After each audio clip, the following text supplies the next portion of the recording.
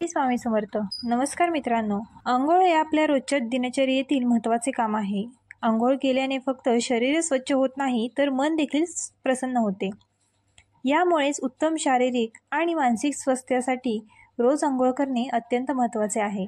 मात्र अंघोळ करताना आपण अनेक चुका करतो. या चुका आपल्या लक्षातही येत नाहीत. अंघोळ करताना प्रथम कोणत्या भागावर पाणी घ्यावे हे अनेक लोकांना माहीत नाही. प्रेमानंद महाराजांनी स्नानाची शास्त्रीय पद्धत सांगितली आहे. जाणून घेऊया ही पद्धत. प्रेमानंद महाराज यांच्या म्हणण्यानुसार अंघोळीसाठी नेहमी थंड पाण्याचाच वापर करावा. थंड पाण्याने अंघोळ केल्याने अनेक प्रकारच्या विकारांपासून आराम मिळतो. अंघोळ करताना सर्वप्रथम नाभीत पाणी ओतले पाहिजे. यानंतर संपूर्ण शरीरावर पाणी ओतले पाहिजे. ब्रह्मचर्य पाळणाऱ्या लोकांनी अशा प्रकारे स्नान करणे योग्य मानले जाते, असे प्रेमानंद महाराज सांगतात. शास्त्रीयदृष्ट्या हा अंघोळीचा योग्य मार्ग मानला जातो, असे प्रेमानंद महाराजांचे म्हणणे आहे. अंगावर साबण, सोडा वगैरे वापरण्याची गरज नाही. तेलामुळे शरीराला घाण चिकटते. यामुळे रोज चिखलाने शरीर धुतले तर शरीर घाण होत नाही, असे प्रेमानंद महाराज सांगतात. जे लोक ब्रह्मचर्य पाळतात त्यांनी आपले केस, रेठा किंवा अशा कोणत्याही नैसर्गिक आणि पवित्र वस्तूने धुवावेत, असा सल्ला प्रेमानंद महाराज देतात. शास्त्रानुसार स्नानाचे 4 प्रकार आहेत. सूर्योदयापूर्वी ताऱ्यांच्या छायेत केलेल्या स्नानाला ऋषीस्नान म्हणतात. ब्रह्ममुहूर्तावर केलेल्या स्नानाला ब्रह्मस्नान म्हणतात. तीर्थक्षेत्रातील नद्यांमध्ये स्नानाला देवस्नान म्हणतात. सूर्योदयानंतर खाऊन पिऊन केलेल्या स्नानाला राक्षसस्नान म्हणतात. गृहस्थांसाठी ब्रह्ममुहूर्तावर स्नान करणे योग्य मानले जाते. असे केल्याने व्यक्ती मानसिक आणि शारीरिकदृष्ट्या स्वच्छ राहते. अंघोळ करताना मंत्रांचा जप केल्याने केवळ मनच नाही तर शरीरही शुद्ध होते. अंघोळ करताना फक्त ओंकार, ओमचा जप करणे देखील तुमच्यासाठी फायदेशीर ठरू शकते. यासोबत तू ओम गंगे च यमुने चैवा गोदावरी सरस्वती, तुम्ही नर्मदे सिंधू कावेरी जलेस्मिन सान्निधी कुरु या मंत्राची जप करू शकता, असे प्रेमानंद महाराज सांगतात.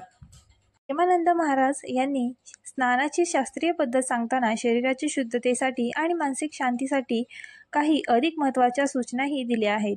त्यानुसार स्नान करताना लक्षात ठेवायची काही गोष्टी पुढीलप्रमाणे आहेत. नंबर 1. शुद्धतेची भावना. स्नान करताना शरीरातील शुद्धता केवळ बाह्य स्वच्छतेची नसून आपली मानसिक शुद्धता आणि आत्म्याची शुद्धता देखील महत्त्वाची आहे. स्नान करताना आपल्याला मानसिक शांती आणि शुद्धतेची भावना असावी. नंबर 2. स्नानाचा वेळ. प्रेमानंद महाराजांच्या मते स्नान सकाळी लवकर करणे अधिक लाभकारी आहे. यामुळे दिवसभराची ऊर्जा सकारात्मक राहते. पाणी कधीही फार थंड किंवा जास्त उकळलेले नसावे, कारण हे शरीरासाठी योग्य नाही. नंबर 3. गंध आणि तेल वापरणे. स्नानापूर्वी शरीरावर औषधी तेल किंवा उटणे लावून मसाज करणे अधिक फायदेशीर आहे. यामुळे रक्तसंचार सुधारतो आणि शरीराची थकवा कमी होतो. स्नानाच्या पाण्यात हलके उटणे किंवा चंदनाचे पाणी घालणे शरीराची शुद्धता वाढवते. नंबर 4. पाण्याचा उपयोग. स्नान करताना पाणी शांतपणे आणि हळुवारपणे घ्या.